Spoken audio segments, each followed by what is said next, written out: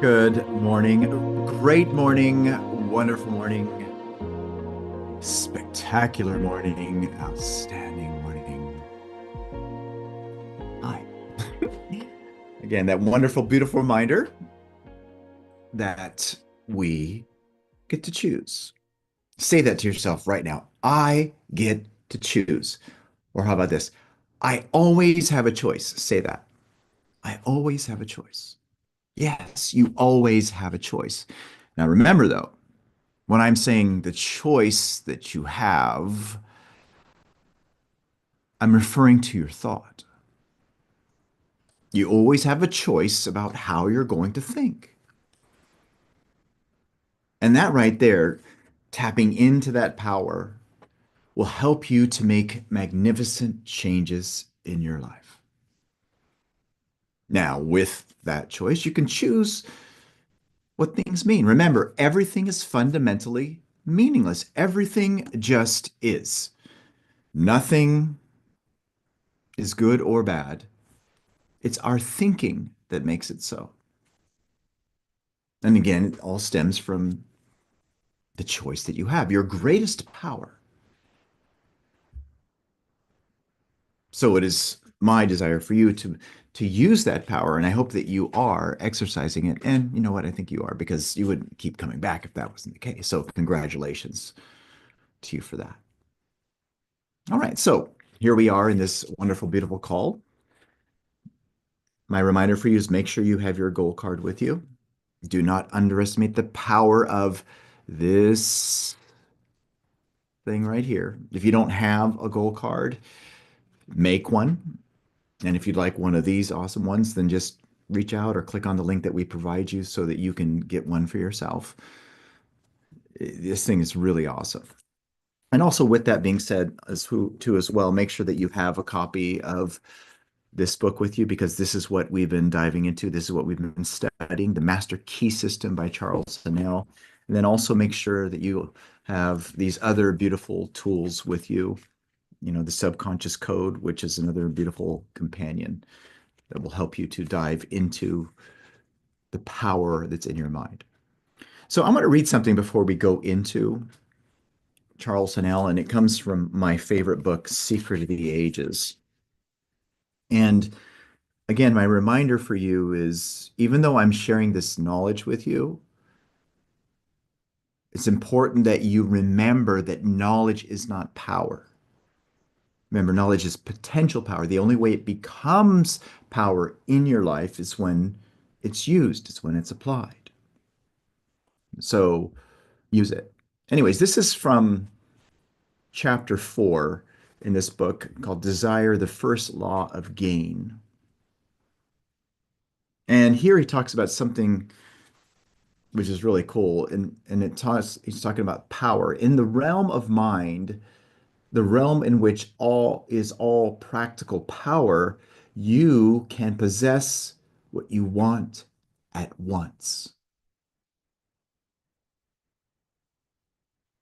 You have but to claim it, visualize it, believe in it to bring it into actuality.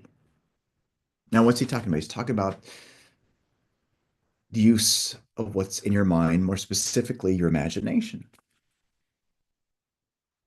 So, again, in the realm of mind, the realm in which is all practical power, it's practical power. You can possess what you want at once, immediately, right here, right now. You have but to claim it, visualize it, believe in it to bring it into actuality. It is yours for the taking. For the genie of your mind can give you power over circumstances, health, happiness, and prosperity. And all you need to put it to work is an earnest, intense desire. Now think about that. That's so amazing. That's so incredible. Now, what does that have to do with anything? It has to do with everything. It has to do with you materializing this idea. If you want this to be something that's in your outer world, you've got to build that desire for this and become one with it. You must become one with this. You've got to be loyal to the image that this gold card represents. And if you will tap into that, then you know what'll start happening? Boom, it'll start showing up in your life. Think about it. It's yours here right now. All of it's here. It's just a matter of you claiming it. It's a matter of you demanding it. Remember, when you demand something, the supply automatically shows up. The supply comes from the demand. So tap into that. And with that, let's go into where we are in the book. All right, here we go. That was a cool intro, wasn't it? All right. So here we are in the Master Key System. Amazing book. And I'm going to go over this section again. This is number 15 on page 151. Okay. Constructive imagination means mental labor, by some considered to be the hardest kind of labor, but if so, yields the greatest returns. For all great things in life have come to men and women who have had the capacity to think, to imagine, and to make their dreams come true. Now, again, I know we went over this before a few times, but I'm going over it again because I want you to see it. I want you to engage with it. And the thing that I'm going to reference again here is that what I'm instructing you to tap into, which is being conveyed because Charles Haanel has put this here to you, is that what we are inviting you to act on is going to be the hardest work you ever do.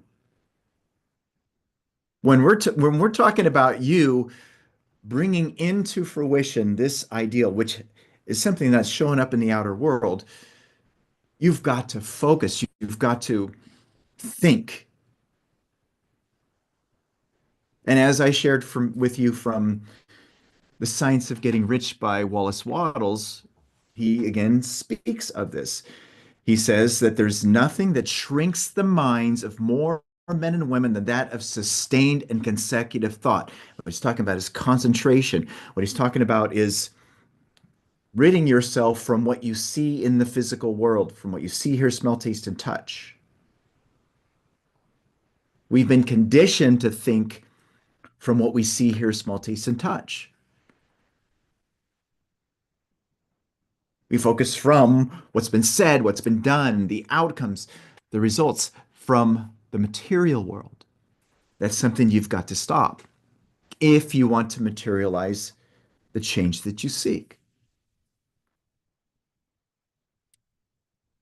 Now, again, why am I bringing this up into use? Because I want you to use it. I don't want you to just sit there, okay, that's fine. Okay, constructive imagination. I can imagine things for myself. Okay, that's great. I have the knowledge. Okay, no, let's get into the work, the labor, the action.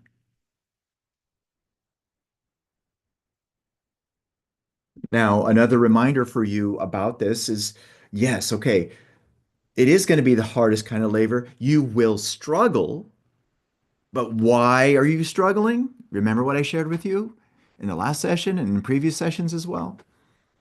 The only reason why we struggle is because our conditioning does not recognize the conclusion. The only reason why you struggle is because your conditioning doesn't recognize the conclusion. It's because what's buried within you subconsciously, what's in your heart, doesn't recognize the outcome. This is why it's difficult. This is why it's a struggle. This is why it's the hardest kind of labor. And the sooner you get that, the sooner you gain an understanding of that. And remember, the only way you understand anything is through implementation, it's through practice, it's through the use of it. But see, when you understand that, guess what happens? A lot of weight gets removed from your shoulders.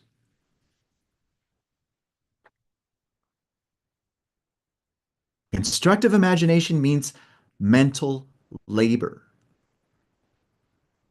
And yes, that constructive imagination consists of forming the image and then using your will. Remember what Neville Goddard shares. He says most people, they don't deliver the life that they would love to live because of weakness of attention and poverty of imagination. I want you to notice the combination of the two. Weakness of attention, squirrelitis, their mind's all over the place.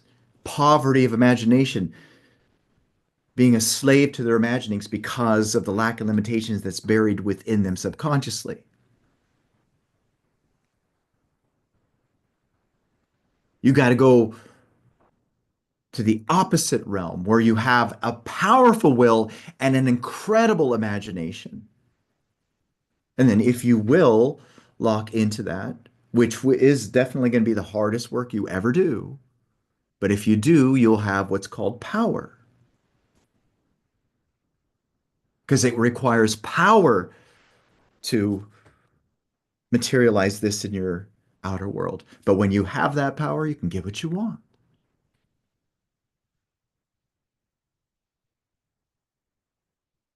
Now, just look around you in the world that you're in right now at all the physical things that are there.